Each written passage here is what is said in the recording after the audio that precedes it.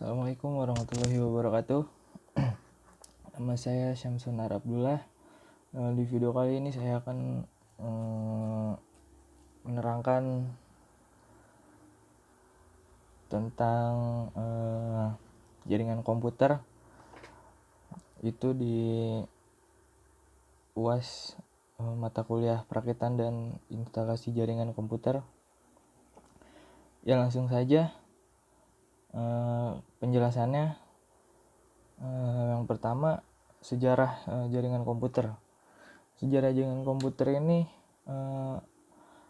bermula dari lahirnya konsep jaringan komputer itu di tahun 1940-an di Amerika yang digagas oleh sebuah proyek pembangunan komputer di laboratorium Bell dan grup riset Universitas Harvard yang dipimpin saat itu oleh Profesor Howard Aiken. Pada mulanya proyek tersebut hanya ingin memanfaatkan sebuah perangkat komputer yang harus dipakai bersama untuk mengerjakan beberapa proses tanpa banyak membuang waktu kosong.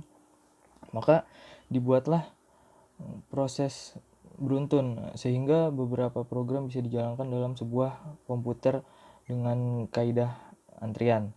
Berlanjut kira-kira 10 tahun kemudian muncullah sebuah konsep yang mengembangkan konsep jaringan komputer sebelumnya. Nah, konsep ini dikenal dengan istilah konsep TSS atau Time Sharing System. Pada proses ini dimungkinkan terdapat satu host komputer sebagai server agar bisa mengakomodir segala kegiatan dari beberapa workstation atau terminal dalam waktu yang bersamaan.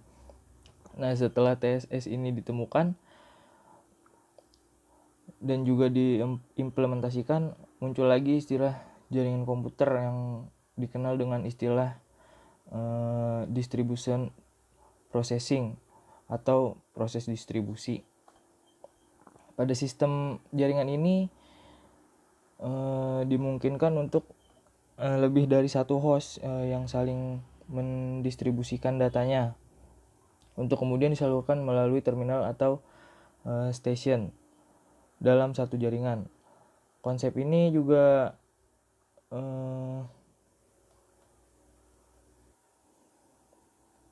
memungkinkan host bisa bekerja secara paralel atau paralel satu sama lain sambil tetap bisa melayani stasiun yang terhubung dengan host. Nah, pada tahun 1973 perkembangan jaringan komputer jadi semakin luas lagi. Ada dua ilmuwan yang bernama Vinton Cerf dan juga Bob Kahn ini mengusulkan suatu sistem jaringan komputer yang sangat luas dan juga terdistribusi secara mendunia yang dikenal dengan istilah international network yang saat ini kita kenal dengan istilah internet. Nah, gagasan ini yang kemudian pada tahun 80-an menjadi salah satu jaringan komputer yang booming dan membesar sehingga banyak digunakan oleh masyarakat di dunia dan itu yang bertahan hingga saat ini. Berlanjut ke tipe jaringan komputer. Secara umum tipe jaringan komputer ini dibagi menjadi dua bagian, yaitu peer-to-peer dan client server. Perbedaannya antara dua tipe jaringan ini, pada client server terdapat sebuah komputer yang bertugas sebagai server yang melayani klien-klien yang lain. Sedangkan pada peer-to-peer tidak ada komputer yang secara khusus disediakan sebagai server ataupun klien. Setiap komputer bisa bertindak sebagai klien ataupun server. Nah, jaringan client server. Server ini adalah komputer yang menyediakan fasilitas bagi komputer-komputer lain di dalam satu jaringan. Klien adalah komputer-komputer yang menerima menggunakan fasilitas yang disediakan oleh server. Server di jaringan tipe ini disebut dengan dedicated server karena server di sini murni berperan sebagai server yang menyediakan fasilitas kepada workstation. Nah, keunggulan jaringan client server ini sendiri yang pertama, kecepatan aksesnya lebih tinggi karena penyediaan fasilitas jaringan dan pengolahan yang dilakukannya secara khusus oleh satu komputer dan yang tidak dibebani dengan tugas lain sebagai workstation. Yang kedua, sistem keamanan dan administrasi jaringannya lebih baik karena terdapat seorang pemakai yang bertugas sebagai admin jaringan yang mengelola administrasi dan sistem keamanan jaringan. Yang ketiga, sistem backup data yang lebih baik karena pada jaringan ini backup dilakukan terpusat di server yang akan membackup seluruh data yang diinginkan di dalam jaringan. Nah, di samping keunggulan jaringan client server ini pasti terdapat juga kekurangannya. Itu diantaranya yang pertama biaya operasional yang sangat mahal. Dua, diperlukan adanya satu komputer khusus yang berkemampuan lebih untuk ditugaskan sebagai servernya. Yang ketiga, kelangsungan jaringan yang sangat tergantung pada server. Bila server mengalami gangguan, maka secara keseluruhan jaringannya akan terganggu. Lanjut, jaringan peer-to-peer. Bila ditinjau dari peran server, maka server jaringan tipe ini diistilahkan non-dedicated server karena server yang tidak berperan sebagai server murni, melainkan